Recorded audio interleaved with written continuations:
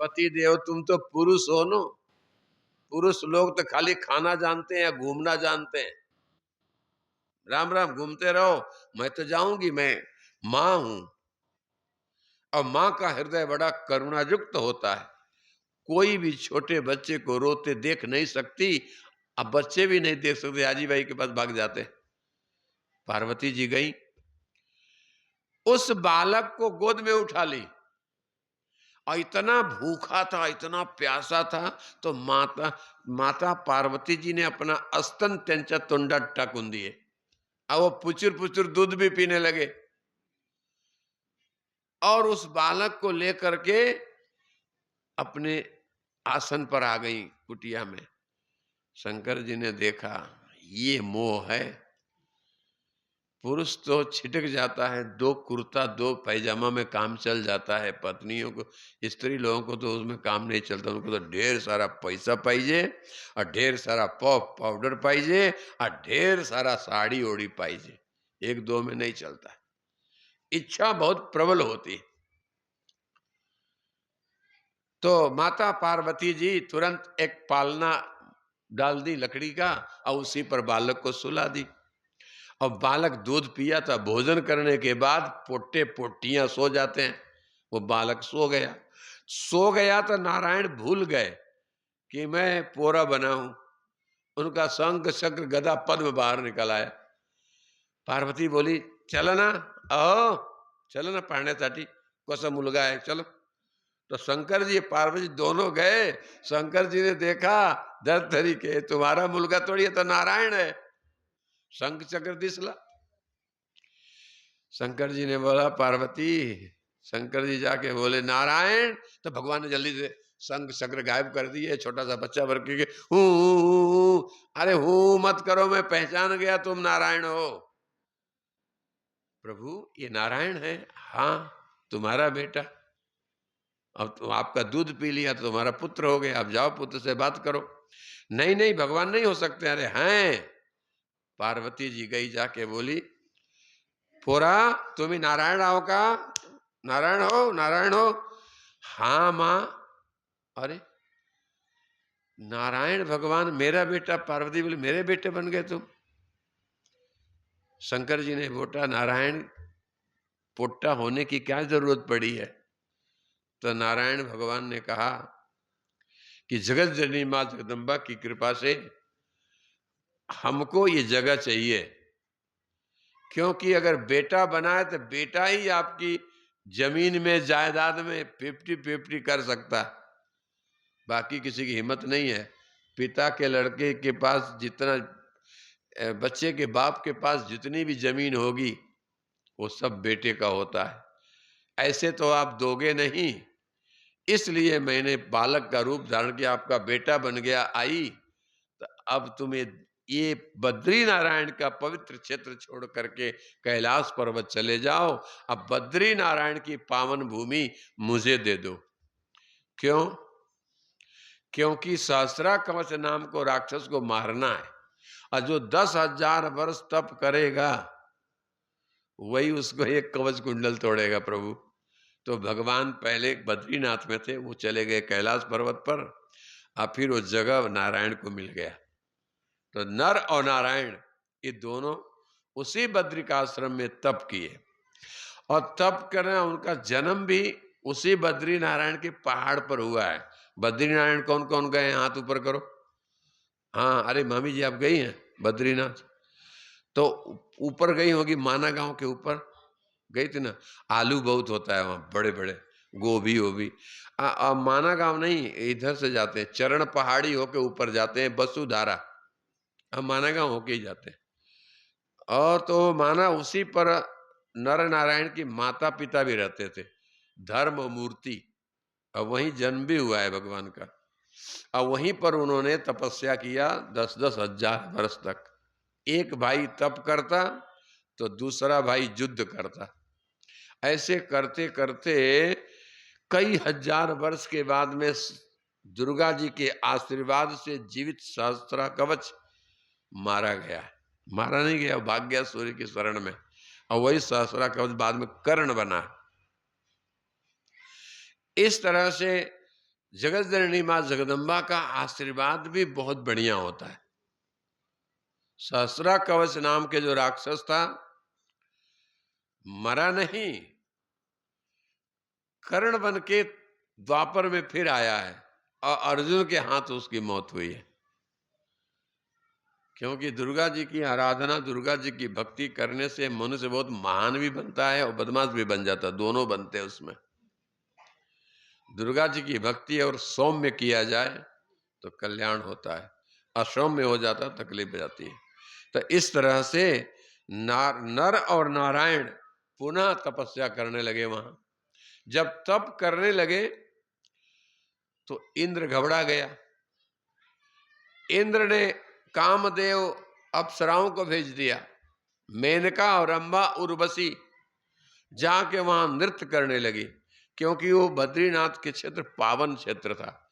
उस पावन क्षेत्र में उनकी तपस्या को तोड़ने के लिए बहुत नृत्य किए, लेकिन नर और नारायण की तपस्या भंग नहीं हुई। तो बढ़िया से तपस्या करते रहे कि अंत में भगवान ने देखा कि ये इंद्र ने गलती कर रहा है। तो हमारे भगवान नारायण ने कहा कि हे इंद्र, तेरे पास तो 3-4 अप्सराएं हैं, मैं लाखों अप्सरा पर प्रकट करके तुझे भेज रहा हूं।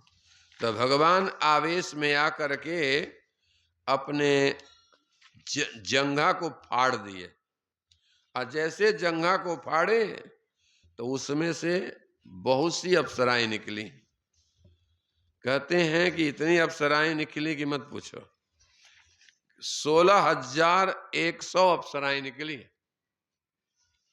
अब वो अप्सराएं जब भगवान की जंघा से प्रकट हुई तो हृदय से प्रसन्न होकर के भगवान के आगे शरणों में गिर जाती हैं और प्रार्थना करती हैं। इस भागवत में आया है कितनी अप्सराएं निकली हैं। मेनका, रंभा, तिलोत्तमा, पुष्पगंधा, सुकेशी, महाश्वेता, मनोरमा, प्रमद्वरा, गीतज्ञ और घृताची, चंद्रप्रभा, कोकिला और विद्युन्माला, अंबुजाक्षी, कांचल मालिनी, और उनकी संख्या कुल 16,100 थी वहां ही बद्रीनाथ में। अब इतनी स्त्रियां प्रकट हो गई तो भगवान के चरणों में प्रणाम की। भगवान ने कहा, अरे तिलोत्तमा, सब स्वर्ग जाओ। क्यों? क्योंकि स्वर्ग में इंद्र ने 3 अप्सरा भेजा था मेरी तपस्या को तोड़ने के लिए। तुम इंद्र के पास जाओ, इंद्र को भेंट देता हूं। अप्सराएं ने कहा, नहीं नारायण, आपके चरणों में ही हमारा वास है, हम आपके साथ ही रहेंगी, हम जाएंगी कहीं नहीं। जब उनकी बात को सुने 16,000 नारियों की, तब नर ने कहा कि हे नारायण, ये आपके ही अंग प्रत्यंग से निकली हैं और आपको ही चाहती हैं। तो नारायण ने कहा, अरे नर, ये हमारे द्वारा ही प्रकट हुई हैं और हमको चाहती हैं। हम इस समय ब्रह्मचर्य आदि का पालन करके तप कर रहा हूं, और इतने वर्षों के तप करने के बाद अगर इनके लेके कहीं जाऊंगा भी तो लोग यही कहेंगे कि वाह रे नारायण, इतना तप किया और थोड़े से में तू गिर गया। आकाश में निर्मल निर्मल ज्योति एक जली, नीली पीली ज्योति से रंजित होकर के जगत जननी मां जगदम्बा प्रकट हुई। जगदम्बा ने कहा कि हे नारायण, ये मेरी ही शक्तियां हैं, ये 16 सहस्त्र जो नारियां प्रकट हुई हैं मैं ही हूं। हे नारायण, इन्हें स्वीकार करो। बोले, हे जगदम्बा मां, ये तपस्वी का रूप है। एक बार जो तपस्वी सन्यासी हो जाता है और जैसे वो लगन करेगा तो धरती में नहीं श्राप देगी, सारा संसार के लोग उसकी निंदा करेंगे। इसलिए अपना धर्म, अपना कर्म देखना चाहिए। हे मां, अगर आपकी यही इच्छा है तो इन सबको स्वर्ग में भेज दो, और स्वर्ग में कुछ दिन रहने के बाद जुगे 28 28वें युग में मैं कृष्ण बनकर के धरती पर आऊंगा, ये तत्त रूपों में अवतार लेंगी और इनसे मैं लगन करूंगा। क्योंकि इस वेश में, इस दृष्टि में इसका आदर करना मनुष्य का धर्म है। जो बाना पहन लिया उसको इज्जत रखना चाहिए। तो जगत जननी मां जगदम्बा ने कहा, ठीक है नारायण, इन अप्सराओं के लिए ही आपका धरती पर अवतार होगा। आपको बहुत कष्ट सहना पड़ेगा, लेकिन ये अप्सराएं आपकी पत्नी बनेंगी। सोच लो, घटना कहां से कहां होती है। भगवान श्री कृष्ण को लोग कहते हैं कि भगवान ने 16,100 विवाह किया। भगवान ने नहीं किया। कर्म का बंधन ऐसा आ जाता है। आज भी यहां धरती पर भी कई लोग विवाह 2-3 करते हैं, एक रहता है, बाकी गोविंदाय नमः में टूट जाता है। क्योंकि जैसा जो कर्म करता है, कर्म के अधीन ही पत्नी मिलती है। किसी की पत्नी बहुत सुंदर मिलती है, किसी की पत्नियां झगड़ा करने वाली मिलती हैं, किसी की पत्नियां पटता ही नहीं है। इसका भी कारण कर्म है। पुरुष अगर अच्छा कर्म करता है तो उसके जीवन में उसकी अर्धांगिनी, उसकी आज्ञा पर चलने वाली महान पतिव्रता नारी मिलती है। ये समझो कि कर्म, जब किसी भी पत्नी अगर मिल गई है तो उसमें किसी का दोष नहीं है। काली मिल गई है तो समझो कालिका मां का तू अपमान किया है। काले लोगों को बैठने नहीं दिया घर के दरवाजे पर, काले लोगों को पानी नहीं दिया, काले से घृणा हो गई। कृष्ण भी तो काले थे। जब कृष्ण भगवान से जितने लोग चिढ़ते थे, वो सब अगर स्त्री या पुरुष बन के धरती पर आते हैं तो काले हो जाते हैं। स्त्री भी काली हो जाती है, पुरुष भी काले हो जाते हैं। क्योंकि भगवान से चिढ़ो मत। भगवान परमात्मा ईश्वर ईश्वर है, उसे जलन मत रखो। ईश्वर है ही नहीं, भगवान है ही नहीं, ऐसा कहोगे तो आगे जाकर के और काले बनोगे और तुम्हारे सारे कारनामे काले हो जाएंगे। चोरी, बदमाशी, ये सब करोगे। इसलिए इन अप्सराओं के कारण भगवान श्री कृष्ण जी धरती पर आए। श्री कृष्ण गोविंद हरे मुरारी, हे नाथ नारायण वासुदेव। श्री कृष्ण गोविंद हरे मुरारी, हे नाथ नारायण वासुदेव। श्री कृष्ण गोविंद हरे मुरारी, हे नाथ नारायण वासुदेव। श्री कृष्ण गोविंद हरे मुरारी, हे नाथ नारायण वासुदेव। अब सभी स्त्रियां क्या कहती हैं? जो 16,100 थी ना, सब रोने लगी और क्या कहती हैं? आप लोग भी गाना। तेरे चरण कमल में श्याम लिपट जाऊं रज बन के, तेरे चरण कमल में श्याम लिपट जाऊं रज बन के, रज बन के हो रज बन के, रज बन के हो रज बन के, तेरे चरण कमल में श्याम लिपट जाऊं रज बन के, तेरे चरण कमल मेरे श्याम लिपट जाऊं चरण कमल से। नित नित तेरा दर्शन पाऊं, नित नित तेरा दर्शन पाऊं। जोर से बोलो, नित नित तेरा दर्शन पाऊं, नित नित तेरा दर्शन पाऊं। हरस हरस के हरि गुण गाऊं, हरस हरस हरि गुण गाऊं। मेरे नस नस में बस जाओ नारायण, मेरे नस नस में बस जाओ नारायण।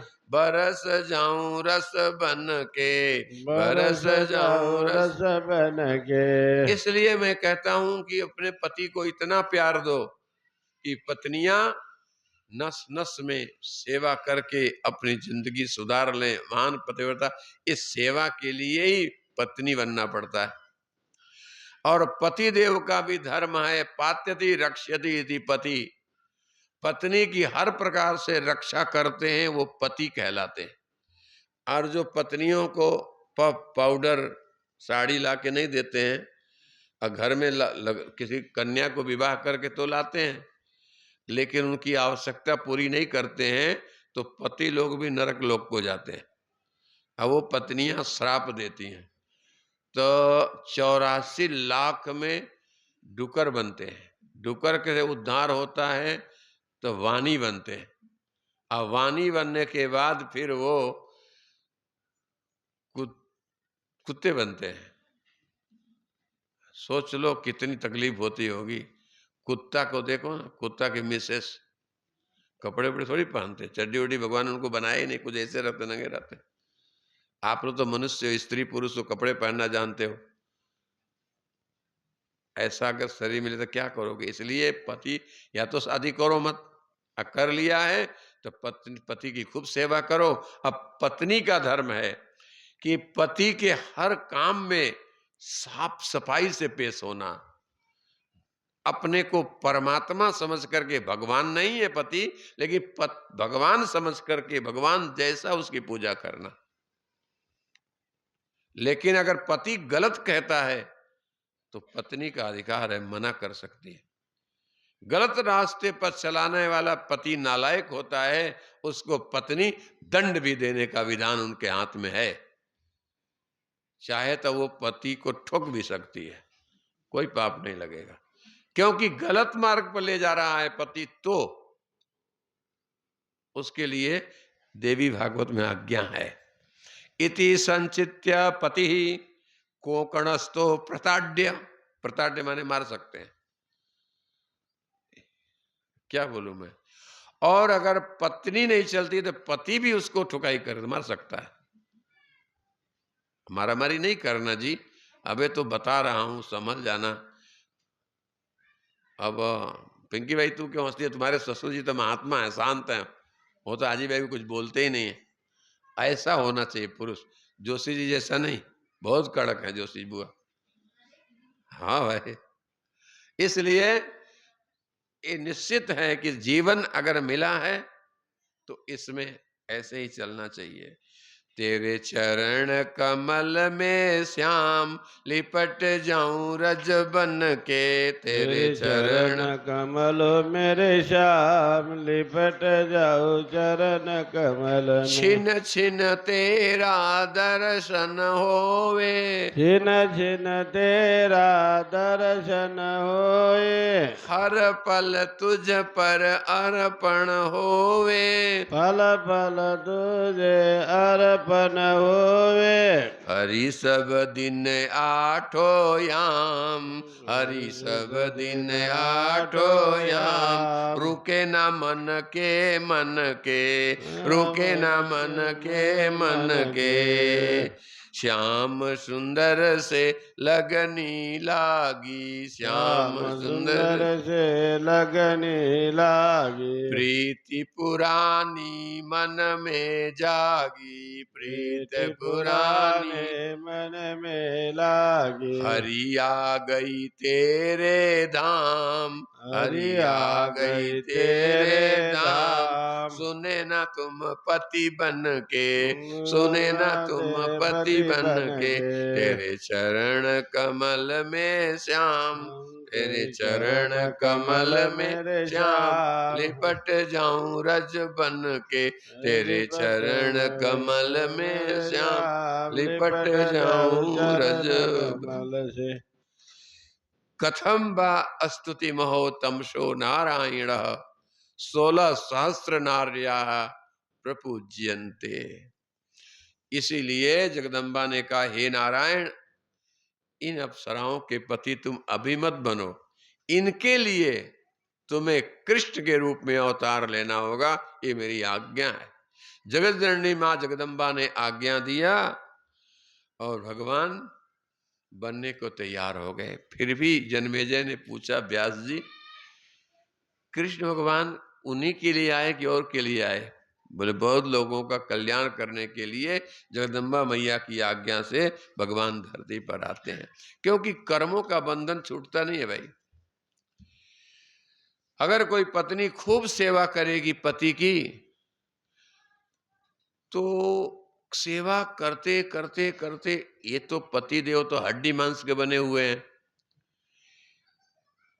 लेकिन बहुत से पत्नियों को देखा हूं मैं, पति कितना बीमार हो जाता है, लेकिन पत्नियां जो अच्छी पत्नी होती है बेचारी, वो खूब सेवा करती हैं पति की, और यही देख के हमें खुशी होती है। इसलिए तो मैं वो मिलने जाता हूँ। ये तरोड़ा में भी एक पति पत्नी है, हाँ, बहुत सेवा कर रही है, यानी वो दिनकर भाऊ की पत्नी। सोचो, एक सेवा है। और बहुओं में देखा मैंने कि महादेव आभा की बहू रोज टाइम पर चाय लाती थी महादेव आभा के लिए। यहाँ बैठी होगी शायद कथा में, मुझे तो क्या। लेकिन मेरे भाई बहनों, यही भाव रखना, तो ये भाव रखते रखते वो स्त्री भगवान तक पहुंच जाएगी। अब पुरुष लोग अगर पत्नी में प्रेम नहीं रखेंगे, राक्षस भाव को प्राप्त हो जाते हैं। और लोग कहते हैं ना, यही पत्नी 7 जन्म में हमको मिलेगी, एक कोई गलत बात है। ये गाना बनाने वाले बना लिए कि दिल के टुकड़े 1000 हुए, कोई पूरब गिरा, कोई पश्चिम, कोई गिरा हो, दिल के टुकड़े होते ही नहीं है। ये तो झूठी बात है। मैंने हम गाना सुना, हम बोले कि कौन मूर्ख लिखा है ये गाने को, टुकड़ा हुआ, टुकड़ा हुआ तो जियोगे कैसे? इसलिए नियम यही है कि अच्छी तरह से सेवा करो, तो ये सेवा ही पहली सीढ़ी है। और धीरे धीरे ऊपर उठते उठते उठते वो भगवान तक पहुंच जाएगा। भगवान की पत्नी बनने को मिल जाए तो क्या पूछना है, क्योंकि पुरुष लोग तो झगड़ालू भी मिलेंगे, दांत भी टूटा हुआ मिलेंगे, काले पीले भी मिलेंगे, झगड़ा करने वाले भी मिलेंगे, लेकिन भगवान कभी झगड़ा करते ही नहीं। बहुत उनके पास रहोगे तो गुलाब रात रानी जुई के फूलों जैसा उनका कोमल चरण दबाओगे, सेवा करोगे। इसलिए कौन सा ऐसा प्राणी है दुनिया में जो भगवान को नहीं चाहता? स्त्री और पुरुष सब चाहते हैं। लेकिन कर्म अच्छे होंगे तो अच्छी पत्नी मिलती है, कर्म खराब होंगे तो खराब पत्नी भी प्राप्त होती है, जाना पड़ता है। बोलिए वृंदावन बिहारी लाल की।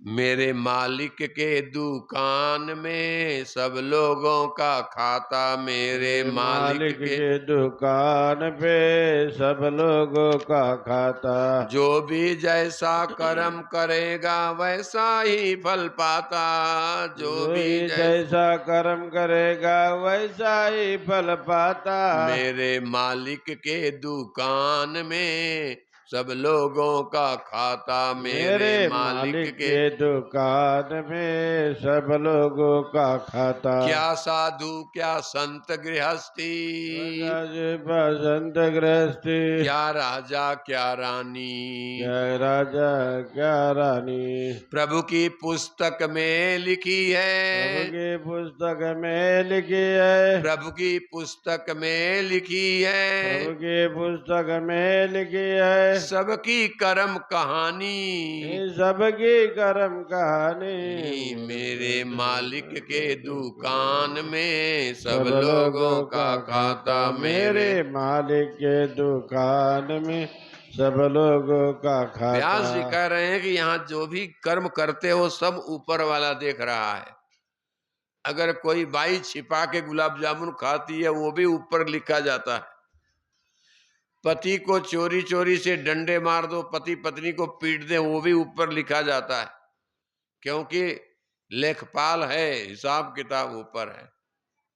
आप लोगों को विश्वास नहीं है, मराठी में भी ये भजन है, ज्यांचे जैसे कर्म तैसे फल दे तेरे ईश्वर, ये भजन है। तो कहते हैं बड़े बड़े कानून प्रभु के, बड़ी बड़ी मर्यादा। बड़े बड़े कान प्रभु के, बड़ी बड़ी मर्यादा। बड़े बड़े कानून प्रभु के, बड़ी बड़ी मर्यादा। बड़े बड़े कानून प्रभु के, बड़ी बड़ी मर्यादा। किसी किसी को कौड़ी कम नहीं देते, किसी को न दमड़ी ज्यादा। किसी किसी को न कौड़ी कम कम नहीं दे, देते, किसी किसी को न दे दमड़ी ज्यादा। इसलिए तो दुनिया में, इसलिए तो दुनिया में, इसलिए तो दुनिया में इसलिए तो दुनिया में जगत सेठ कहलाता, जगत सेठ कहलाता। मेरे मालिक के दुकान में सब लोगों का खाता। मेरे मालिक के दुकान में सब लोगों का खाता। क्योंकि भगवान के दरबार में मैनेजर हैं एक, उनका नाम है चित्रगुप्त। गुप्त से गुप्त पाप उनकी खाता में लिखा जाता है। हम लोगों को लगता है कि ऊपर वाला देखता नहीं है। एक बानी मारोगे, मच्छर मारोगे तो भी वहां लिखा जाएगा कितने मच्छर मारे। जितने चीज खाओगे, मिर्ची की भाजी कितनी बाल्टी पिए वो भी लिखा जाता है। मिर्ची की भाजी कितनी चोरुन घरी गेहूं के लिए वो भी लिखा जाता है। महाप्रसाद की पोड़ी कितनी पाकिट टाकले वो भी लिखा जाएगा। कितना महाप्रसाद फेंक दिए वो भी लिखा जाएगा। हल्दी मिर्ची चोरी करके लाए वो भी लिखा जाएगा। कहते हैं कि बाहर का किया हुआ पाप तीर्थ में जाने से मिट जाता है, लेकिन आश्रम में मंदिर में किया हुआ पाप मिटता नहीं है। इसको 7 जन्म भोगना पड़ता है। मंदिर में, मठ में, पंढरपुर जाओ, आश्रम में जाओ तो वहां कोई ऐसी गलती मत करना।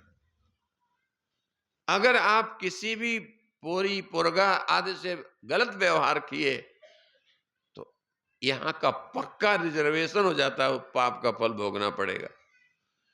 घर में किया हुआ पाप तीर्थ में, मंदिर में, आश्रम में जाने पर मिट जाता है, लेकिन तीर्थ में किया गया पाप, भागवत कथा में आकर किया गया पाप, आश्रम में रह करके किया गया पाप और मनुष्य को जहन्नुम बना देता है। इसलिए भाई बहन डर करके आना, यहां आश्रम में आकर के हल्ला नहीं करना, बहुत धीरे धीरे बोलना, प्रेम से बोलना। कोई आजी भाई गिर जाए तो उठा लेना गोद में, कोई पुरुष गिर जाए तो उठा लेना।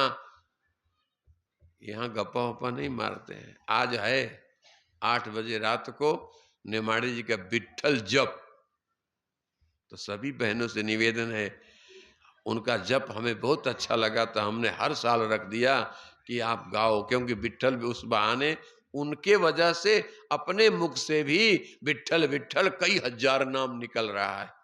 तो ये पुण्य लूटना पड़ता है। जहां अच्छा काम हो रहा है, भगवान का नाम संकीर्तन हो रहा है, नाम का जप हो रहा है, वहां अपनी झोली खोल करके लूट लो। भोजन नहीं किए हो या जल्दी जाके भोजन करके रात को आज 8 बजे आ जाना। आई बाई बहन बेटी सब शांति से बैठो। अब विट्ठल जप घर में जो जप करोगे वो 1 गुना फल मिलेगा।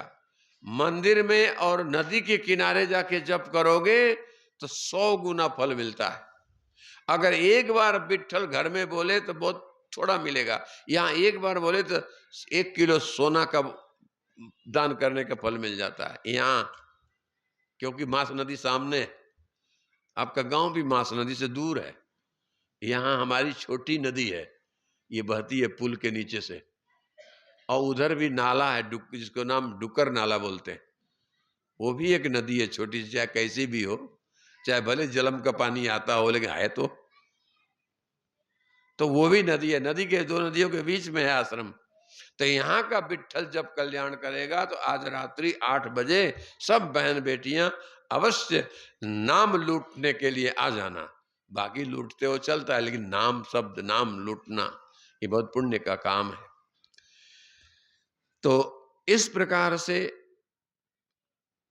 जो आ जाता है उसका जीवन सुधर जाता है, संवर जाता है।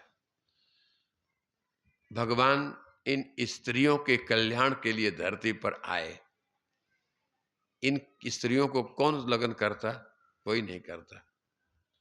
ये स्वर्ग की अप्सराएं हैं। ये बात मैं नहीं बता सकता, लेकिन ये अप्सराएं लोग हैं, इनका तो कोई पति होता ही नहीं है।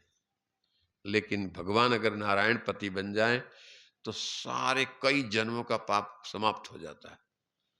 परब्रह्म परमात्मा है, उनकी सेवा करके हर स्त्री पुरुष नर नारी बच्चे अपना कल्याण खोजते हैं। नारायण बोले कि हे मेरी लाडली अप्सराओं, इंद्रियों को जीत कर पूरे 1000 वर्षों तक यहां तपस्या किया हूं, कैसे नष्ट कर सकता हूं। सुख तथा धर्म का नाश करने वाले वासनात्मक सुख में कोई मेरी रुचि नहीं है।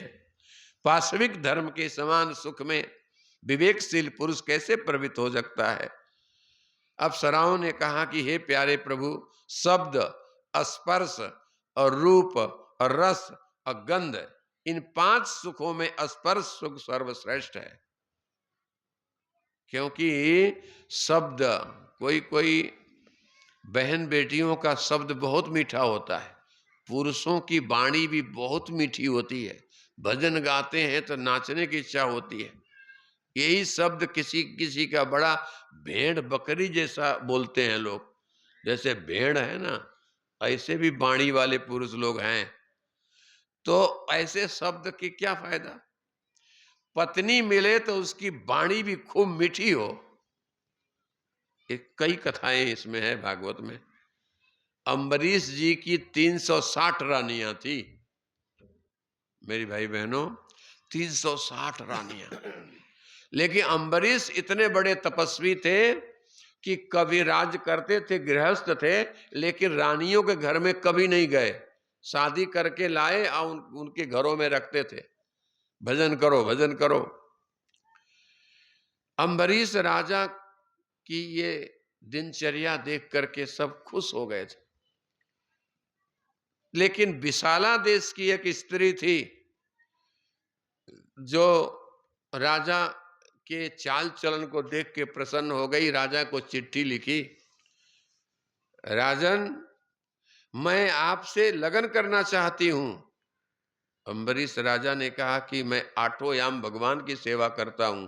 सुबह उठते 4 बजे तक सरजू जी का पानी लेने जाते, झाड़ू अपने हाथ से लगाते, पोछा लगाते, भगवान का बर्तन धोते। 8 बज गया, भगवान को स्नान कराते, उनको लिए भोजन स्वयंपाक तैयार करते, 12 बजे भोग लगाते, भगवान को सुलाते।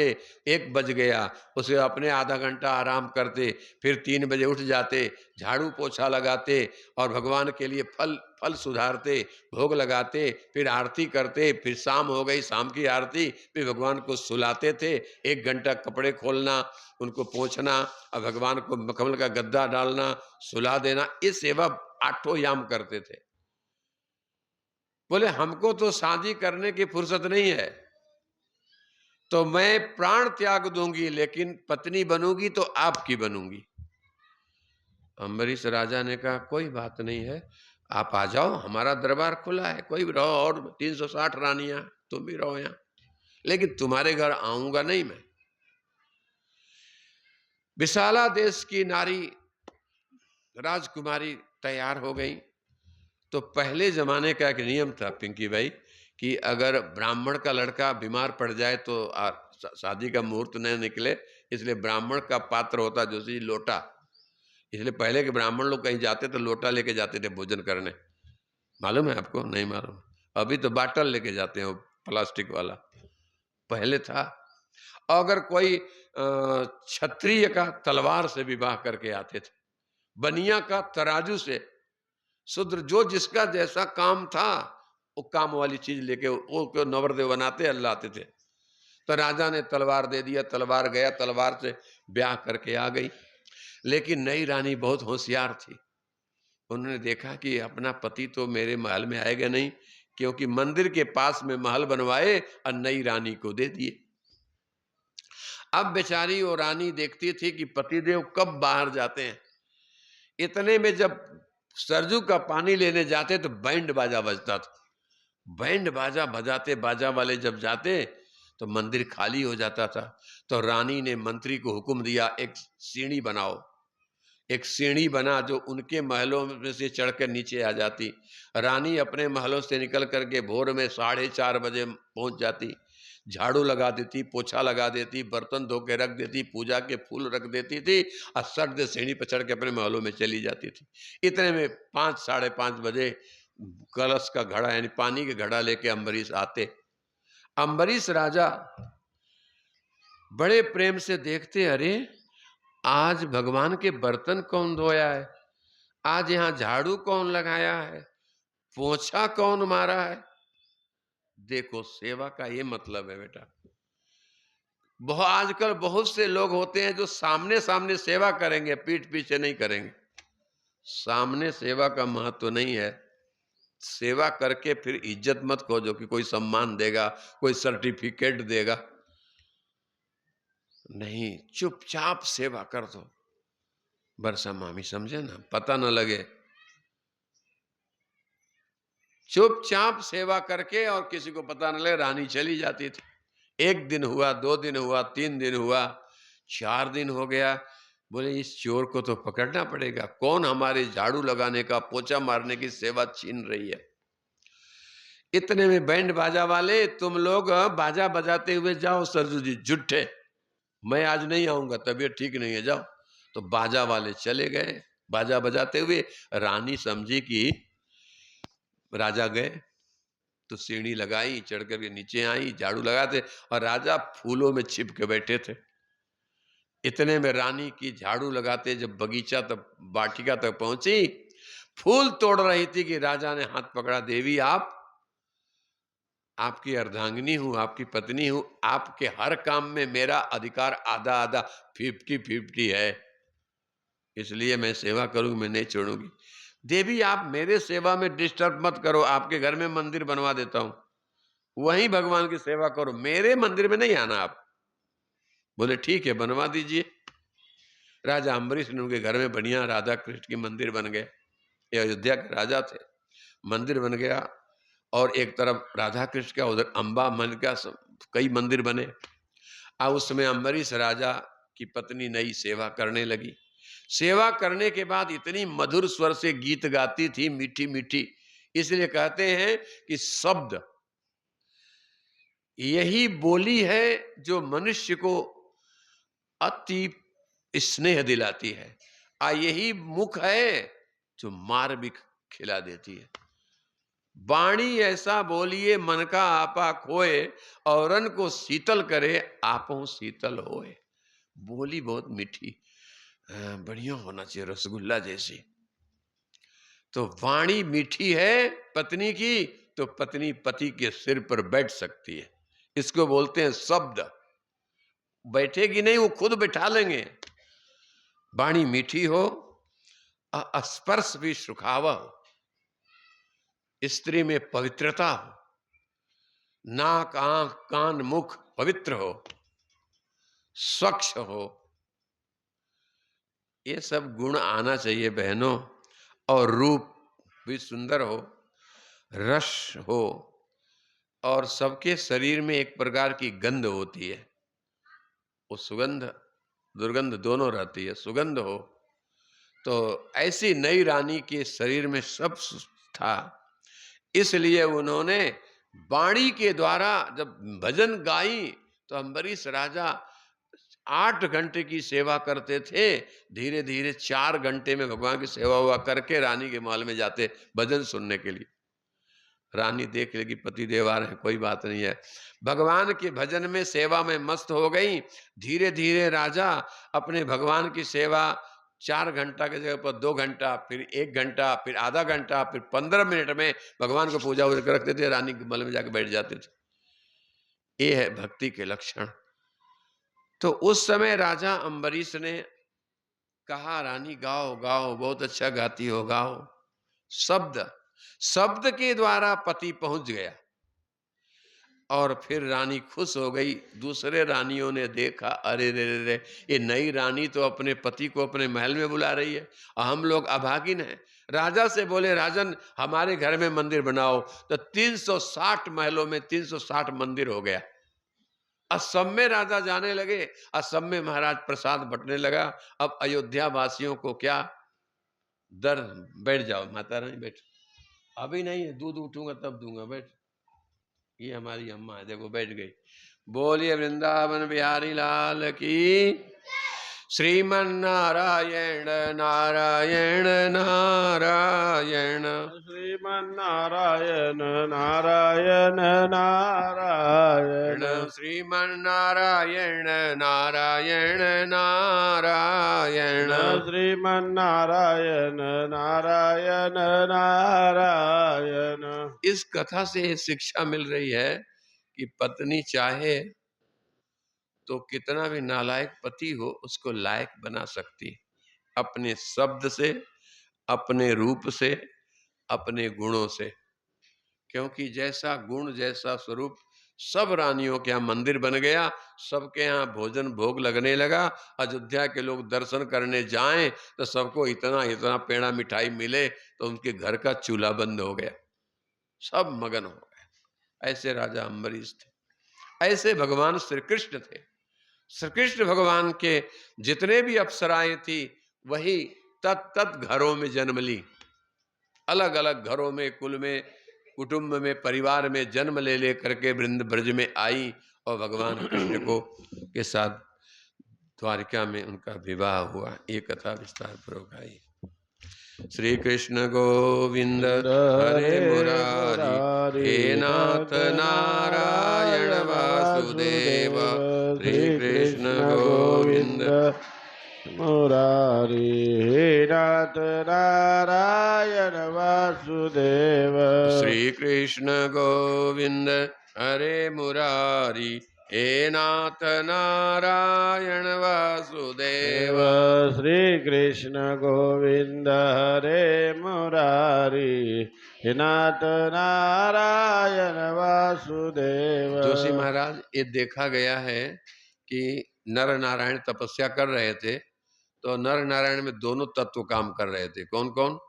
एक तो क्या है, युद्ध करने की भी, तो साथ में तलवार कटार भी रखते थे, और एक जटा भी बढ़ाए, मुनि का वेश बनाए। तो प्रहलाद जी गए, प्रहलाद जी ने देखा, ऐ पाखंडियों, भगवान ने कहा हमको पाखंडी बोलते हो, मैं नारायण हूं, ये नर है। बोले तुम तो जटा सिर पर रखे हो, धनुष बाण भी रखे हो, अगर एक ही रखना चाहिए, या तो जटा रखो या तो धनुष बाण रखो। तो यह देख करके प्रहलाद जी गुस्सा गए और युद्ध हुआ है, यानी भगवान में और प्रहलाद में भी युद्ध हुआ। ये भी कथा इसमें आई है। आदमी तो क्या है, कामिनी कनक कार्यम कारणम विग्रह से वही, युद्ध बुद्धि कथम जाता तयश्च तद विरक्तयो। कनक माने सोना, कामिनी माने पत्नी, और धन संपत्ति, इसके लिए लोग लड़ जाते हैं, राष्ट्र के लिए लड़ जाते हैं। यहाँ तक कोई झगड़ा था नहीं, फिर भी अहंकार के कारण मनुष्य में दूसरे को देख के अहंकार आ गया कि मैं भी कुछ हूं, तो झगड़ा हो जाता। आज पूरे विश्व में इसी कारण हर राष्ट्र दूसरे राष्ट्र पर आक्रमण करता है, जीना नहीं चाहता है। दुखदम सर्वथा देहे जनांधर्म सनातनम सदबुद्धि सुखादि कर्माणि कुरुते नरः। प्रहलाद का इनका युद्ध हुआ। इस युद्ध में अंत में भगवान नारायण ही जीते। प्रहलाद ने माफी मांगा कि गलती हो गई, हमें नहीं पता था। गलती क्यों हुई आपको पता नहीं है? एक बार अर्जुन के हृदय में बहुत बड़ा अभिमान हो गया कि भगवान का सबसे बड़ा भक्त मैं हूं, मेरे समान कोई भगवान का भक्त नहीं है। तो नहीं, कृष्ण ने सोचा कि अरे ये मेरा ही भक्त अभिमानी हो गया तो क्या करें। अर्जुन, हाँ दादा, चलो तुमको एक फोटो दिखाता हूं। जमुना जी को उस पार ले गए, एक झोपड़ी थी, उस झोपड़ी में एक महात्मा रहते थे। एक हाथ में धनुष बाण लिए थे और एक हाथ में गदा रखे थे, और पैरों के नीचे तलवार रखा था, और दाढ़ी या मूछ जटा बना करके बैठे थे। उनका नाम था विकट भक्त। हे अर्जुन जाके पूछो ये कौन है। अर्जुन गया, जाके प्रणाम किए और बोले आपका नाम? मेरा नाम विकट भक्त है। विकट भक्त? अरे भक्त हो करके हाथों में तलवार लिए हो, धनुष बाण लिए हो, गदा लिए हो, तुम भक्त नहीं हो, तुम हिंसक हो। भक्त ने कहा नहीं, आप जानते नहीं हो गदा किसके लिए है। ये गदा किसके लिए है? उस पापी प्रहलाद के लिए है। अगर मिल जाए तो पापी प्रहलाद को मार डालूं। प्रहलाद और पापी, ये तलवार उस पापिनी द्रौपदी के लिए है। द्रौपदी तो बहुत भक्त थी भगवान की, वो मिल जाए तो उसे टुकड़े कर दूं। ये धनुष बाण उस पापी बदमाश नालायक दुष्ट अर्जुन के लिए रखा हूं। अर्जुन? अर्जुन तो मैं ही हूं। अर्जुन की धोती ढीली हो गई, पसीना से पूरा शरीर लथपथ हो गया। अर्जुन कांपने लगा, पूछा पूछूं तो सही भगवान, ये तलवार से आप प्रहलाद को क्यों मारना चाहते हैं? तुम्हें पता नहीं है, ये प्रहलाद ने हमारे भगवान को सूखे खंभा से प्रकट करवाया। सूखा खंभा था, बोला भगवान इसमें हैं? बोले हैं। तो भगवान खंभ फाड़ के नरसिंह बन के मारे, इसलिए इतना कष्ट दिया मेरे प्रभु को। ये तलवार, वो गदा, गदा अगर द्रौपदी मिल जाए उसके दो टुकड़े कर दो, द्रौपदी की क्या गलती है? अरे उस पापिनी ने हमारे भगवान को दुर्वासा से बचने के लिए एक साग की पत्ती खिला दी। साग की पत्ती चिपका था अक्षय पात्र में, वो खिलाई और भगवान उसको खाए या सारे संसार का पोट भर दिए, विश्वंभर कहलाते हैं, इसलिए वो दुष्ट है, मार दो। और ये धनुष बाण अर्जुन के लिए रखे हो, अर्जुन की क्या गलती है? उस बदमाश नालायक ने क्या किया? उसने हमारे भगवान से रथ हंकवाया महाभारत के युद्ध में। खुद अर्जुन ऊपर बैठा था, अब पांव में जूता पहना था, अब पांव की ठोकर मार के कहता कृष्ण रथ इकड़े लग गया, इकड़े गया, इकड़े गया। मुंह से नहीं बोलता था, हाथ में तो धनुष बाण था, चुप पैर की ठोकर मारता था तो भी भगवान रथ हाके, ये मेरे दो टुकड़े कर दो। ये कथा दृष्टांत है, इसको समझो तो समझ में आ जाएगा। भगवान का जो असली भक्त होता है, कितना भी बीमार पड़ेगा, रोगी होगा, दुख पाएगा, लेकिन भगवान से दुख दूर करने का निवेदन नहीं करेगा, क्योंकि भगवान तो अंतर्यामी और सब जानता है। क्योंकि हमारे नसीब में कर्म में जो है वो तो भोगना ही पड़ेगा। कर्म में अगर कुष्ठ रोग है, पीड़ा है, तो हम ही भोगेंगे ना। उससे क्यों बोलना? क्या वो जानता नहीं है? लेकिन फिर भी लोग, फिर भी छोटे छोटे बच्चे हनुमान जी के मंदिर में जाएंगे, हनुमान जी के मुंह में पेड़ा लगा, पेड़ा खा लो, हमको पास कर देना। अरे पढ़ोगे तो तब पास हो गए ना, ये पेड़ा खिलाने से हनुमान जी पास करेंगे? गजब की श्रद्धा है। बहुत से बाया मंडल जाती हैं, बोले बाबा हमारा दुख दूर करो। अरे वो तो अंतर्यामी, वो सब जानता है, तो दुखी है, पूजा कर, खाली मांग नहीं। आजकल हम लोग भगवान को एक अगरबत्ती जलाते हैं, अब मांग की लिस्ट इतनी बड़ी पेश करते हैं कि लड़का ठीक हो जाए, शादी हो जाए, ब्याह हो जाए, ये हो जाते हो जाए। सोचो कितनी चाह है। अरे समय पर हो जाएगा, नहीं होगा तो क्या बिगड़ा, होगा तो होगा, मस्त रहो ना। लेकिन हम लोग शादी करने के बाद संतान नहीं होता है तो रोते रहते हैं, संतान हो गया तो ब्याह के लिए रोते हैं, ब्याह हो गया तो नातू के लिए रोते हैं, नातू हो गया तो उसका ब्याह हो जाए। बारे कर्मों की गति, कर्मों की गति इतनी प्रबल है दूल्हा भाई कि मत पूछो। कितनी इच्छा हम लोग की होती, कितनी बाया मंडल आते पूछते स्वामी जी, हम भी परेशान हो जाते हैं। तो ठीक है चलो, ये धागा ले लो, ये ताबीज ले जाओ, करता हूं व्यापार। किसी को बात लग जाती है तो काम हो जाता है, किसी को नहीं होता है। जिसको होता है वो बोलते हैं सच्चे स्वामी जी हैं, और किसी का नहीं होता तो बोलते हैं बेकार स्वामी जी हो, तरोड़ा वाला बेकार स्वामी जी। अब बेकार और सच्चे के सर्टिफिकेट तो आप देते हो, आपकी मर्जी हो, दो। पोड़ी भाजी देते हो तो सर्टिफिकेट भी दोगे, सब स्वीकार है। तो ओरिजिनल संत होता है, सब स्वीकार करता है। तेरे कांटों से भी प्यार, तेरे फूलों से भी प्यार, जो दे दाता वो सब स्वीकार करते हैं। क्योंकि संसार है, संसार में किसी का काम हो गया तो श्री स्वामी जी हैं, नहीं तो बदमाश। कोई बात नहीं, जो बोलना हो बोलो। इसीलिए कर्मण्येवाधिकारस्तु मा फलेषु सदा कदाचन, कर्म में ही जीव का अधिकार है, फल में नहीं है।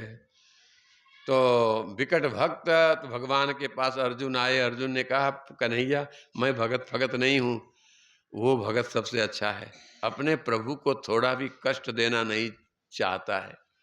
तो भगवान ने कहा है तो मैं भगत भगत नहीं है, मैं माया दिखाया कि संसार में लोग कैसे हैं अर्जुन।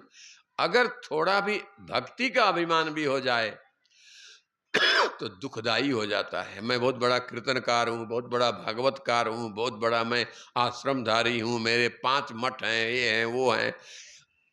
ऐसा अभिमान भक्ति के रास्ते में गिरा देता है, पतन हो जाता है।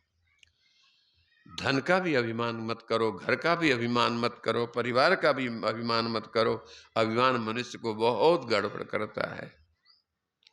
श्री कृष्ण गोविंद हरे मुरारी, हे नाथ नारायण वासुदेव।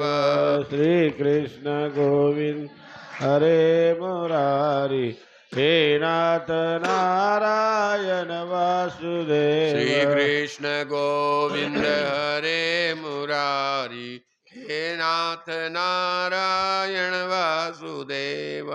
श्री कृष्ण गोविंद हरे मुरारी, हे नाथ नारायण वासुदेव। श्री कृष्ण गोविंद हरे मुरारी, हे नाथ नारायण वासुदेव। श्री कृष्ण गोविंद हरे मुरारी, हे नाथ नारायण वासुदेव। बहनों, एक बार क्या हुआ कि देवता और दैत्यों में घमासान युद्ध हुआ। उस लड़ाई झगड़े में सब अपने अपने गुरु के पास गए। जैसे आप लोग हैं, जब कष्ट पीड़ा आता है तो गुरु के पास जाना चाहिए, कोई बात नहीं, जाओ गुरु को बताओ, गुरु की शक्ति के अनुसार सेवा करेंगे। गुरु के पास में जो विद्या होगी उसका यूज तो शिष्य को करना ही चाहिए। तो दैत्यों ने कहा, गुरु शुक्राचार्य जी, बहुत से हमारे राक्षस मर रहे हैं युद्ध में, उनको जिंदा कर लो।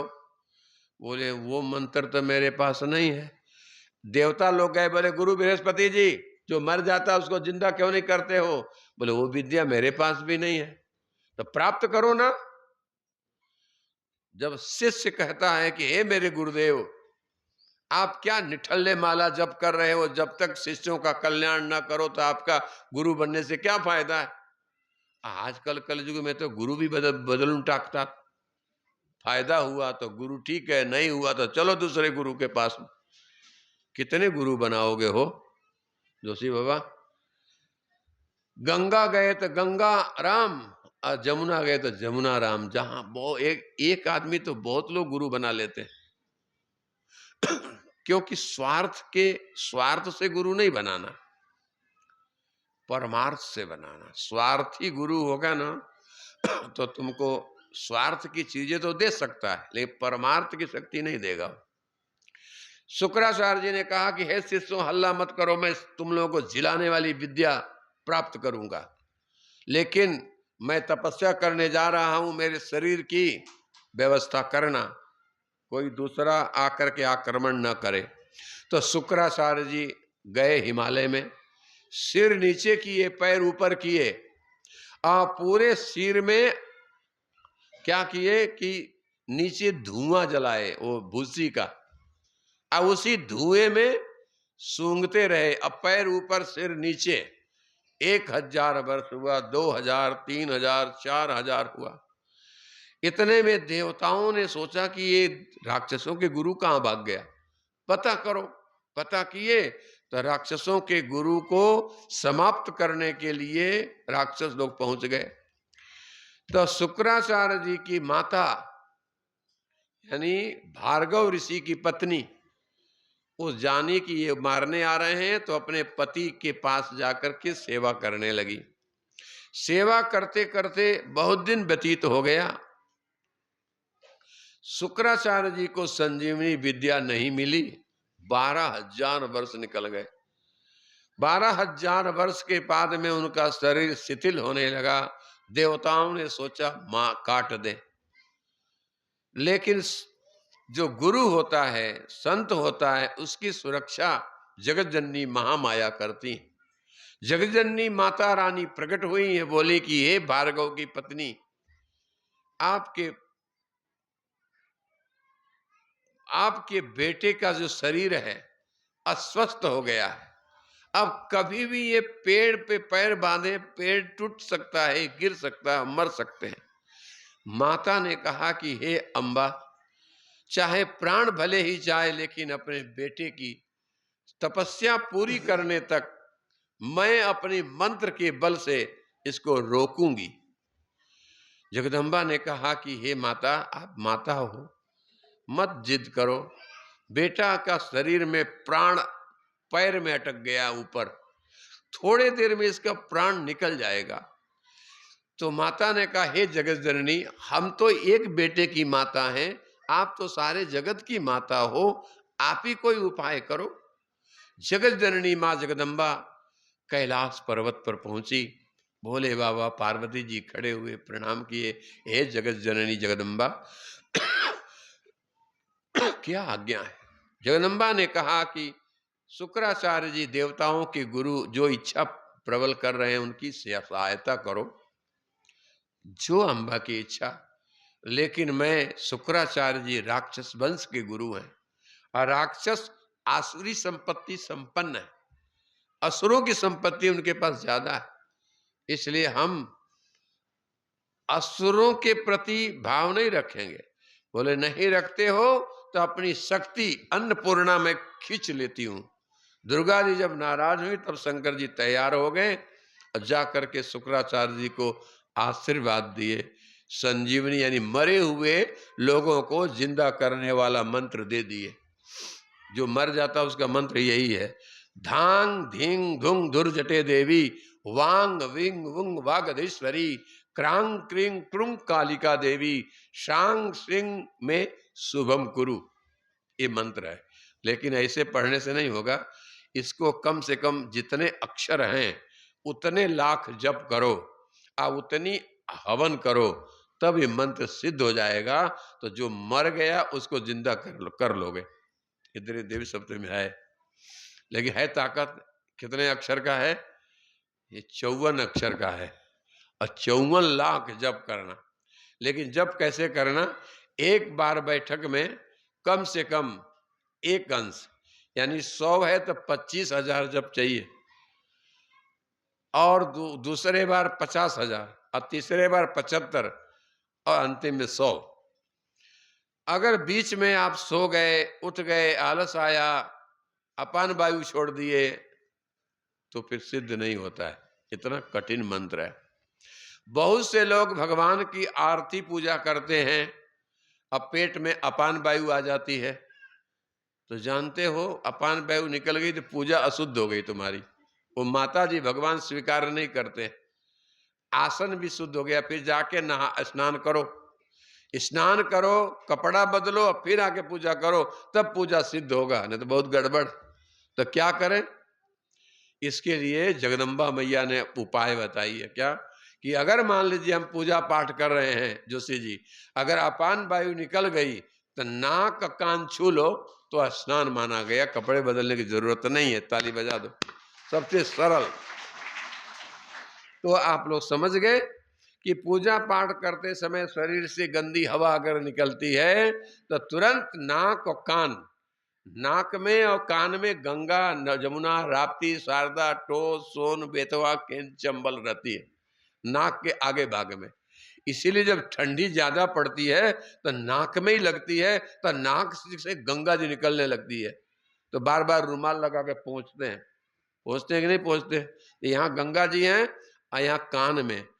अगर रोटी पकाते समय तवा से अंगुली जल जाए तो ये कान छुओ ना, तो फफोले नहीं पड़ते हैं, इसलिए यहाँ नम्रता है। इसीलिए वायुमंडल लोग, पुरुष लोग भी ये दोनों कानों में वो क्या पहनते हैं जोशी जी? कुछ बाया पहन, बाया हाँ बाया म्हणतात त्याला, बाया. बाया पहनती है, आप नहीं कळलू पहनते? कळलू कळलू पुरुष भी पहनता है ना, क्या बोलते हैं उसको? कळलू म्हणतात, कळलू कुन हाँ? कळलू कळलू मराठी कड़ू मध्ये. कड़ू कड़ू कड़ू पहनते हैं। कड़ू किस लिए पहनते हैं? हाँ, इसका भी में लिखा है, प्राप्य मंत्रा नहीं, मैंने कड़ू इसलिए पहनते हैं कि पति ठंडा रहे, गर्म ना हो, इसलिए पहना जाता है। यहाँ आप ठंडे रहो इसलिए हमारी मामी पहनी ना, एक कान में पहनो ना तो आधा तो गर्म हो जाता है, तो दोनों कान में पहनना चाहिए और बहुत अच्छा रहता है। इस प्रकार से अगर ऐसा कभी होता हो तो करो, तो जगदम्बा मैया ने बताई कि गलती मत करना। संजीवनी विद्या का जप अगर जितने अक्षर है उतने लाख करोगे तो सफल हो जाओगे। संजीवनी विद्या शुक्राचार्य जी को प्राप्त हुई है और प्राप्त करके फिर चले गए राक्षस लोग, गुरु की सेवा में संलग्न हो गए और देवता उनको बोल दिए मारो मत, क्योंकि हमारे गुरु जी समर्थ हैं, जिंदा कर लेते हैं तो युद्ध समाप्त हो गया है। ये भी एक कथा यहाँ पर आई है। उसके बाद में विष्णु भगवान शुक्राचार्य जी के माता की गलती हुई थी तो काट दिया है, अपान वायु छूटने के कारण काटे हैं। अब फिर बाद में शुक्राचार्य जी ने अब संजीवनी विद्या से जिंदा किया, तब शिष्यों को मालूम पड़ गया कि हमारे गुरु जी के पास विद्या आ गई है, जिसको काट दो मार दो हमारे गुरु जी ठीक कर लेते हैं। इसलिए शुक्राचार्य जी संजीवनी विद्या दुर्गा सप्तशती के कुंजिका स्तोत्र में है। जो कोई सिद्ध करना चाहते हो, दुर्गा सप्तकुंजिका स्तोत्र में धांग धिंग धुंग दुर्जटे देवी, वांग विंग उंग वागधीश्वरी, क्रांग क्रिंग क्रुंग कालिका देवी, सांग सुंग सुमे शुभम कुरु, ये जब करोगे तो सिद्ध हो सकता है। मरे हुए को जिला सकते हो और मारने वाले को मार भी सकते हो, दोनों काम करता है। जैसे किसी को बिच्छू काट देना तो बिच्छू उतारने वाले लोग रहते हैं और वहीं बगल में चढ़ाने वाले भी रहते हैं, एक उतारता है एक चढ़ा देता है ऊपर। ये दोनों प्रक्रिया आज भी हो रही है, तो दोनों थे। इस तरह से ये प्रक्रियाएं पूर्ण हुई हैं। श्रीमन नारायण नारायण नारायण, श्रीमन्नारायण नारायण नारायण, श्रीमन नारायण नारायण नारायण, श्रीमन्नारायण नारायण नारायण। मेरे भाई बहनों, कुछ कथाएं ऐसी हैं, अब यही तो बात है ना कि इसी कथाओं को पढ़ करके कुछ नासमझ उल्टा पुल्टा बोलते हैं। कुछ कथाएं ऐसी हैं जो संतों बैरागी को सुनाया जाता है। माताएं बहन बेटियां अगर पढ़ना चाहती हो तो देवी भागवत पुस्तक यहाँ रखा है, आप ले जाकर के घर पढ़ लो। मैं एक संत रूप में रहता हूं तो मैं इन कथाओं को नहीं आपको सुना सकता, जो हमारे योग्य हैं वही सुनाता हूं। जो बहुत सी कथाएं अधिकारी सुनाता है, जो अधिकारी न हो वो उन कथाओं को नहीं सुनाना चाहिए। कि लिखा है कि जे गावई या चरित समारे तेई ताल चतुर रखवारे। जो इन ग्रंथों को संभाल करके गाते हैं, क्योंकि लिखने वाले लोग परमहंस थे, उनको ये ज्ञान नहीं था कौन स्त्री है कौन पुरुष है। ऐसे लोगों के हाथ की लिखी हुई किताब है। कहते हैं जो कानून बनाता है और एक पालन करता है, तो पालन करने वाले लोगों को कानून बनाने वाले का इज्जत और सम्मान करना चाहिए। कारण कि वो महापुरुष लोग हैं, हम लोगों को जिंदगी जीने का एक रास्ता दे गए। जिंदगी जीवन कैसे जिएंगे, कैसे नियम है, अगर शासन न हो, नियम न हो तो प्रजा उच्छृंखल हो जाएगी। तो बिना संविधान की प्रजा लूटपाट करती है। संविधान आवश्यक है, तो संविधान को मानने वाले जो इसके निर्माता हैं उनका सम्मान करना। एक ऐसे हमारे ग्रंथों को लिखने वाले आर्ष महात्मा लोग हैं, संत लोग हैं, जो तपस्या किए, भजन करके और परम तत्व को उपलब्ध हुए, फिर उन्होंने लिखा। तो उन सभी को, सभी अपने महापुरुषों का सम्मान करना सीखना चाहिए। किसी का किसी भी बातों से अपमान करने का अधिकार नहीं है। तो इसलिए हम कुछ कथाएं पढ़ लेता हूं, लेकिन हम जनता जनार्दन में, वाया मंडल में उस कथा को नहीं बता करके आगे बढ़ जाता हूं, क्योंकि आगे बढ़ने में ही कल्याणदायी है। क्योंकि वो उन कथाओं, वो लोग तो सहज थे, सरल थे, कहे गए, लेकिन उस जनता में गलत असर पड़े, ऐसी भाषा, ऐसी बोली, ऐसी बात नहीं करनी चाहिए। ये वक्ता के लिए बहुत जरूरी है, भागवत कथाकार, कीर्तनकार के लिए बहुत जरूरी है। वाणी ऐसा बोलिए मन का आपा खोए, औरन को शीतल करे और आपहु शीतल होए। ऐसी वाणी बोलो, क्योंकि अगर किसी को हम गाली देने जाएंगे ना, तो पहले अपना मन गंदा करेंगे, फिर तो गाली दोगे।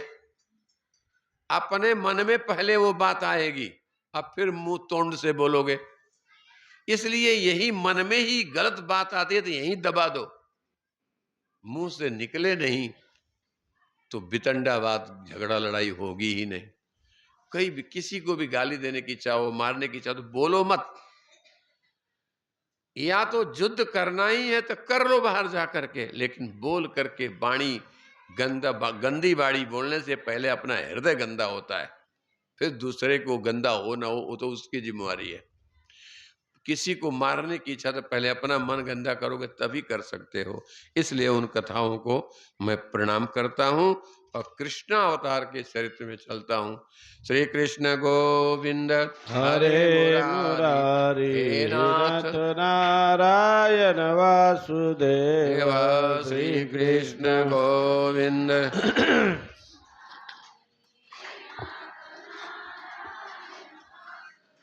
श्री कृष्ण गोविंद हरे मुरारी, हे नाथ नारायण वासुदेव।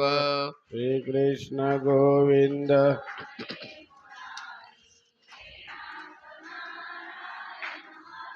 श्री कृष्ण गोविंद हरे मुरारी, हे नाथ नारायण वासुदेव। व्यास जी ने कहा, हे जन्मेजय सुनो, कृष्ण अवतार चरितम विस्तरेण वदस्व में, संदेहो मम चित्ते अस्ति तम निवारय मानद। बभौ पुत्रत्वमापन्नौ हर्यन्तौ महाबली, देवकी वसुदेवतौ दुःखभाजौ कथं मुने, कंसेन निगडे बौद्धौ पीडितौ बहुवत्सरान्, जजौ पुत्रो हरि साक्षात् तोषितो भवत। हे मानद, कृष्णावतार की कथा सुनाने की कृपा करें। जन्मेजय ने हाथ जोड़कर प्रणाम किया और बोले, जिनकी तपस्या से संतुष्ट होकर साक्षात भगवान श्री हरि उनके पुत्र बने, वसुदेव देवकी के, बेड़ियों में बद्ध होकर कंस के द्वारा बहुत वर्षों तक सताए गए, तब जाके भगवान कान्हा आया। श्री कृष्ण उत्पन्न तो मथुरा में हुए, किंतु गोकुल में क्यों ले गए? बाद में कंस का वध करके द्वारिका क्यों चले गए? तो व्यास जी ने कहा, अरे कोई कारण होगा, अरे कोई कारण होगा, एक झोली में फूल भरे हैं, एक झोली में कांटे, एक झोली में फूल भरे हैं, एक झोली में कांटे, अरे कोई कारण होगा, अरे कोई कारण होगा। बिन कारण कोई जन्म न लेता, बिन कारण कोई जन्म न लेता, बिन कारण कोई जन्म न लेता, बिन कारण कोई जन्म न लेता, मरता नदी किनारे, कोई किनारे, अरे कोई कारण होगा, अरे कोई कारण होगा। एक झोली में फूल भरे हैं, एक झोली में कांटे, एक झोली में फूल भरे हैं, एक झोली में कांटे, अरे कोई कारण होगा, अरे कोई कारण होगा। हम लोगों को पता नहीं है, लेकिन कोई न कोई कारण है जन्म लेने का भी। क्या कारण है? अब चलो कृष्ण भगवान के बाद में बताएंगे, लेकिन हम अपने ही देख लीजिए, हमारा जन्म कहाँ हुआ और वहाँ से पढ़ाई लिखाई किए वृंदावन, वाराणसी, बनारस और फिर उज्जैन में, और उज्जैन से मठाधीश हुए गुजरात में। तो कहाँ जन्म और कहाँ गुजरात से कथा करने आए थे लखपत गली से गांव। सदगुरु वियोगी जी का फोटो देखा तो तरोड़ा में मन लग गया। अरे कोई कारण होगा, इसमें भी कारण है कि यहां आना, आश्रम में रहना, श्री परशुराम धोरण जी से अनबन होना, ये भी कारण है। पूर्व जन्म का कोई न कोई कारण जब आता है तो ऐसी समस्या घट जाती है। हम बहुत सोचता हूं, लोग हमें कहते भी हैं तरोड़ा में क्या है, गांव है, खेती है, क्या है, कहां पैसा फेंक रहा है, ये भी सुनने को मिलता है मुझको। लेकिन कोई कारण है, क्योंकि यहाँ का पहले हो सकता है यहाँ का कोई नाता होगा। जब तक यहाँ का ऋण नहीं चुकता है तब तक तरोड़ा का आश्रम, तरोड़ा छूटेगा नहीं। जब कर्ज पट जाएगा तो छूट जाएगा। यहाँ हम तो यही जानते हैं कि यहाँ का अंबादास का भी कोई ऋण है, इसलिए यहाँ पुजारी हैं वो, उनका भी कोई ऋण है। पहले बाग गुरु जी के यहाँ थे, फिर बाद में यहाँ आ गए। जहां जहां ऋण है उसको उतारना ही पड़ता है। यही सोच समझ के चलना चाहिए, ज्यादा विवाद नहीं। आप लोग इकट्ठे हुए हैं, कथा सुन रहे हैं, ये भी कोई कारण है। 40 साल से तरोड़ा की बहनों को, आजी बाइयों को कथा सुनाते आ रहा हूं, ये भी आपका कारण। कुछ न कुछ हमसे कुछ गलती हुई होगी, और लेकिन गलती अच्छी हुई है तो भगवान की गीत गा रहा हूं ना आपके सामने, आप लोग सुन रहे हो। हिंदी में बोलता हूं, ये भी कोई कारण है, क्योंकि जन्म हिंदी साइड रखा है। नीम का पेड़ ही होगा। पाटिल लोग पाटिल ही रहेंगे, पाटिलपन नहीं जाएगा उनका। बोलने से पता, जिस देश जाति कुल में लोग जन्म लेते हैं उस जाति कुल का अंश बोलने से पता लग जाता है। कोई कितना भी ऊंचे विद्वान हो जाए, संत हो जाए, लेकिन जब वो बोलेगा तो उसके जाति, उसकी कुल का पता लग जाता है। आजकल भारत के लोग बोलते हैं, नेता लोग, की जाति मिटा देंगे। तुम मिट जाओगे पर जाति थोड़ी मिटेगी। नीम की जाति मिटाओ ना। नीम कितना अपना धड़ाधड़ पेड़ पैदा कर रहा है। कपास मिटा दो, गेहूं मिटा दो, हरभरा मिटा दो, ये भी तो हरभरा जाति तो है, नहीं मिटेगी। गीता में भगवान ने कहा है, चातुर्वर्ण मया सृष्टवा गुण कर्म विभाग सा। चारों वर्णों को मैंने पैदा किया गुण कर्म विभाग के आधार पर। खान पान में भी अंतर होगा, साफ सफाई में भी अंतर होगा, पन नहीं जाएगा। ब्राह्मणपन, पाटिलपन, बौद्धपन, कितना भी कोई बड़ा हो जाए लेकिन उसके जाति कुल खानदान का पन अवश्य रहेगा उसमें। वो बोलेगा तो पता लग जाता है। इसलिए ये भी कारण है, जैसे कर्म वैसे समाज मिल जाता है, जैसे कर्म वैसे बेटा मिल जाता है। कर्मों के आधार ख्याल रखना, मिटता ही नहीं है। इसलिए श्री कृष्ण भगवान परमात्मा थे, ईश्वर थे, लेकिन यादव वंश में जन्म लिए। यादव माने अहिर, अहिर माने दूध दही, क्या ग्वारिया, क्या बोलते हैं आपके यहाँ जोशी मराठी में, ग्वाला। जोशी तो समाधि लगा लिए, समाधान, ठीक है, समाधि लग गई है। अब वर्षा भाई तोड़ेंगी तो नहीं। अच्छा, क्या बोलते हैं? अरे वो बोलते हैं निम्ने, जो जंगलों में रहते हैं, गाय चराते हैं, गाय पालते हैं, गवली। हाँ, गौरी लोग, गवली। तो गवली भी समाज भगवान का समाज है। तपस्या से संतुष्ट होकर भगवान श्री हरि वसुदेव जी के पुत्र बने। वसुदेव जी ने मांग किया था कि हे भगवान, क्योंकि देवकी ने भगवान को केवल जन्म लेना हमारे पेट से, बस इतनी मांगी थी। बाकी और यशोदा मैया और नंद बाबा, ये दोनों पिछले जन्म में कृष्णी और शत्रुपा थे।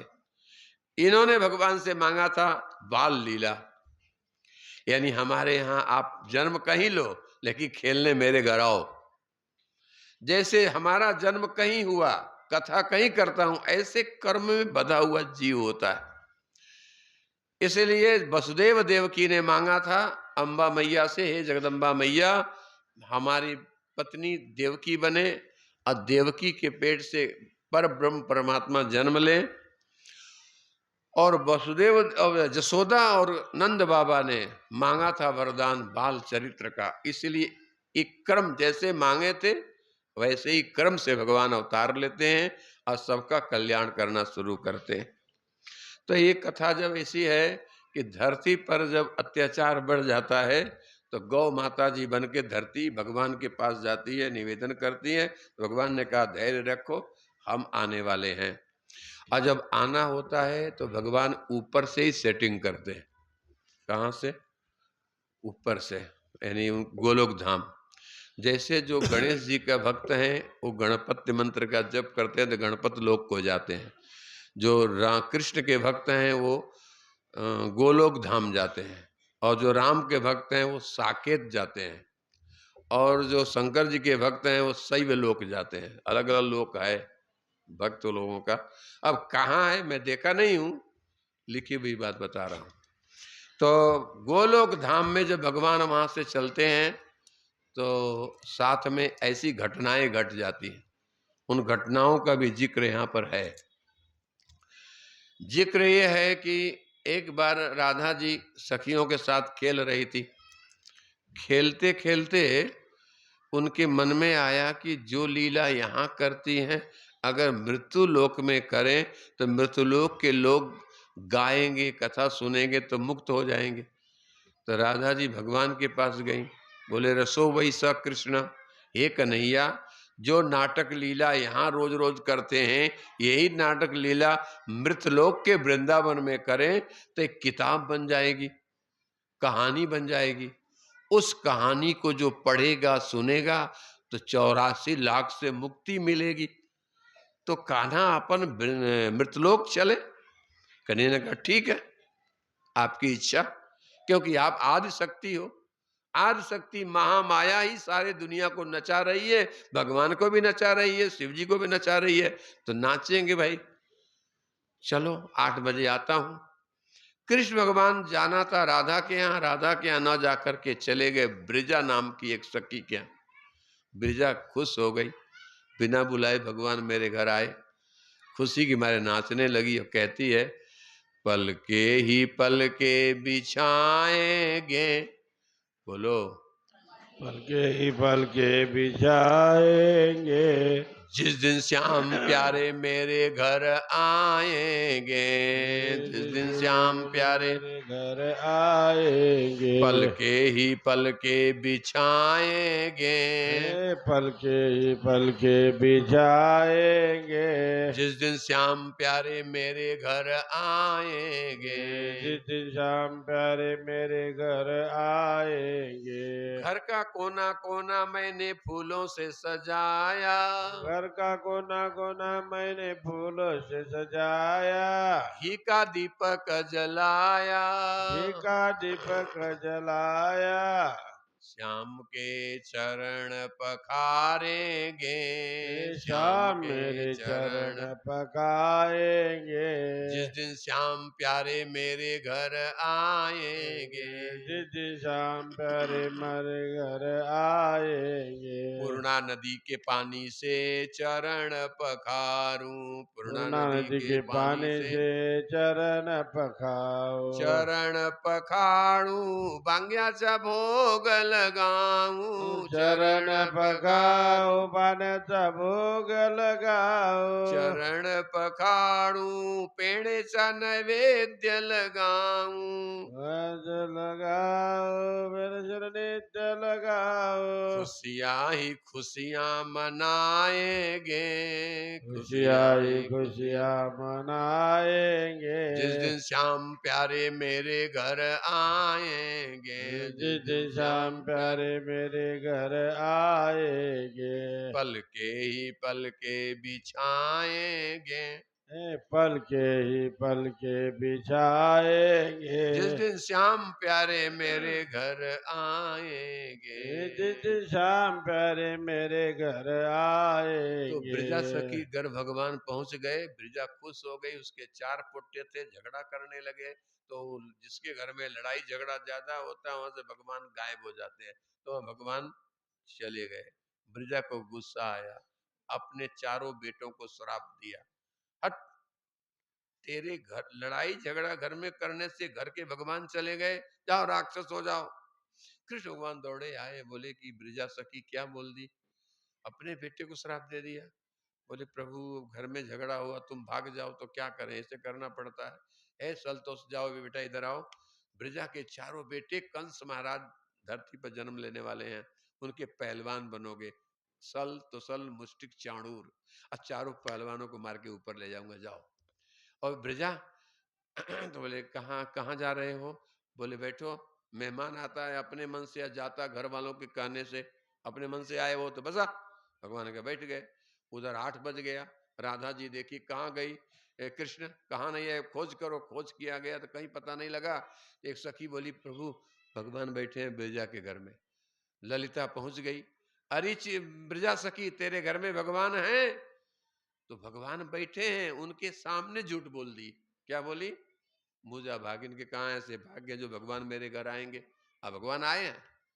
इतने लोग कंजूस है ना, कभी कभी भगवान को होते हुए झूठ बोल देते हैं। ललिता ने धक्का मारा, फाटक खुल गया, भगवान के पास पहुंची। प्रभु राधा जी याद कर रही हैं, चलो चलता हूं। ऐ प्यारे श्याम सुंदर बैठो। बोले भक्त की इच्छा ललिता, अब भक्त की इच्छा, भक्तों के अधीन तो भगवान है। भाई बैठ गए। ललिता जाके राधा जी से बोली। राधिका जी बड़ी कुपित हो गई, बोली प्यारे श्याम सुंदर, और ब्रजा की ये हिम्मत, पति पर नाराज नहीं हुई राधा जी, कृष्ण पर नहीं, सखी पर। दौड़ी वहां से चली, इधर भगवान गायब हो गए। अब ब्रजा भी लोटा गड़वा में पानी बन के बैठ गई। अंदर आकर के देखे तो चारों तरफ राधा ने ढूंढी, कहां है ब्रजा। श्राप दे दी, जाओ मेरी सौत नदी बन। वही जमुना जी हुई ब्रजा। उसके बाद में राधा जी अपने महलों में जाके चुपचाप बैठी, नाराज होकर के। कृष्ण भगवान 9 बजे पहुंचे। जा करके दरवाजे पर खड़ा हुए तो ललिता विशाखा रोकी, हे प्यारे श्याम सुंदर अंदर मत जाओ, तुम्हारी पत्नी इतने गुस्से में है कि ऐसा लगता है क्या भस्म कर देंगी। किस नदी की धारा पूरब से पश्चिम कर सकती हैं, मत जाओ। बोले मेरी ही पत्नी है ना, मैं मना लूंगा। हाँ, पति देवता को मनाने का गुण आना चाहिए। पत्नी रूठ जाए, नाराज हो जाए तो लुलु लुलु पुचु पुचु करके मना लेना चाहिए। लेकिन भगवान कृष्ण को जाने दिया। कन्हैया राधा जी के पास गए तो राधिका जी अपना तोंड इकड़े के ली, इकड़े गए तो इकड़े के ली। राधिका जी का एक ही बेटा था, वो बाहर खेल रहा था। उसने देखा तो कहा, अरे मां, भगवान चाहे तो तुझ जैसी राधा हजारों प्रकट कर सकते हैं। तो राधा जी का और गुस्सा आ गया। बोले माता की निंदा करता है, अब पिता की स्तुति करता है, जा राक्षस हो जाओ। बेटे ने कहा, मां अपने पुत्र को राक्षस होने का आशीर्वाद दे दिया, तो मैं भी तुम्हारा बेटा हूं, मैं तुम्हें श्राप देता हूं कि जब तुम धरती पर राधा बन के जाओगी, 100 वर्ष तक कृष्ण से अलग रह के तड़प तड़प के जियोगी, जैसे कृष्ण के बिना मैं तड़प तड़प के जी रहा हूं। श्रापा श्रापी ऊपर ही हो गई थी। कृष्ण भगवान ने कहा, हाँ हाँ राधा जी, हे बेटा, अब जो तेरी माँ ने श्राप दिया है उसको मैं ही पूरा करूंगा। शंखचूड़ नाम का राक्षस बनेगा, मार के ऊपर लाऊंगा। और हे राधेजू, राधे जी का गुस्सा उड़ गया, क्योंकि ये पति से 100 वर्ष अलग रहना बहुत बड़ी बात हो गई। राधा जी रोने लगी। भगवान ने चुप कराया। हे राधा जी, आप ही ने तो कहा था मृतलोक में चलो, तो कर्मों के बंधन में आकर के ही हमारा अवतार होगा वहां।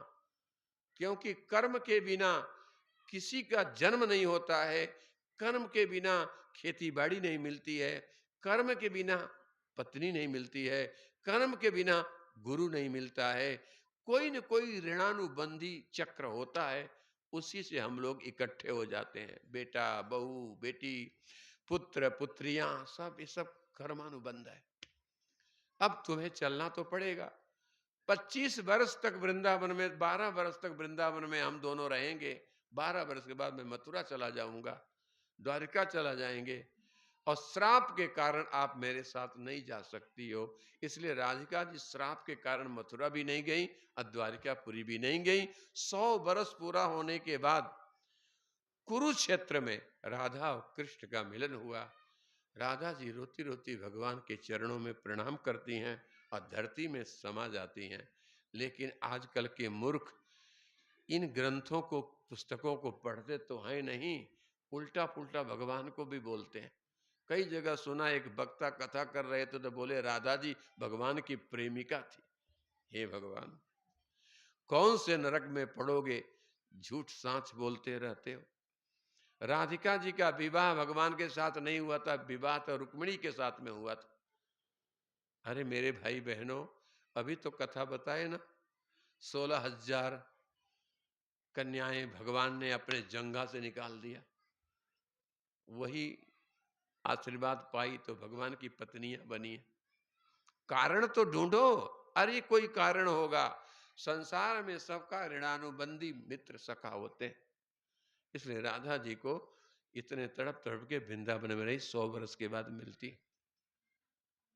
लेकिन क्या लोगों की वृत्ति हो गई, लोग ये समझते हैं कि जैसी मेरी पत्नी है वैसे सीता जी होंगी, जैसे मेरी पत्नी है वैसे ये होंगे। पर ऐसी बात नहीं है बंधुओं। भगवान का शरीर अलौकिक है, अपना शरीर लौकिक है। भगवान का शरीर से रात रानी जूही की सुगंध निकलती है, अपने शरीर से पसीना और दुर्गंध निकलता है।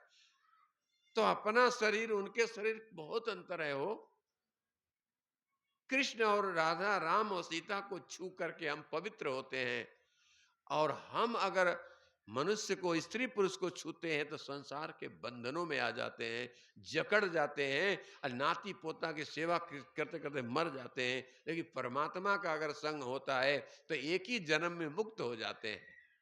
ये बातें ग्रंथ में लिखी है। लेकिन आज भागवत का भी पोस्ट मार्टम कर रहे हैं लोग, कुछ का कुछ बोलते रहते हैं, नहीं बोलना चाहिए। इस तरह से श्री कृष्ण भगवान ऊपर से फिटिंग होती है तब धरती पर अवतार लेते हैं। अब अवतार की कथा आपको हम शाम को बताएंगे। आज की कथा टाइम हो गया है तो यहीं विश्राम लेती है। अब शाम को किस प्रकार से भगवान श्री कृष्ण धरती पर आए और जगदम्बा मैया की कृपा से बस नंद बाबा के यहाँ पुरगी हुई और देवकी के यहाँ वो हुआ, इस सब कारण कल बताएंगे। अरे कोई कारण होगा, अरे कोई कारण होगा, अरे कोई कारण होगा, अरे कोई कारण होगा। एक झोली में फूल भरे हैं, एक झोली में कांटे, एक झोली में फूल भरे हैं, एक झोली में कांटे। अरे कोई कारण होगा, अरे कोई कारण होगा। बोलिए वृंदावन बिहारी लाल की जय। मेरे भाई बहनों, बड़े प्यार से अब थोड़ा सुन लेना।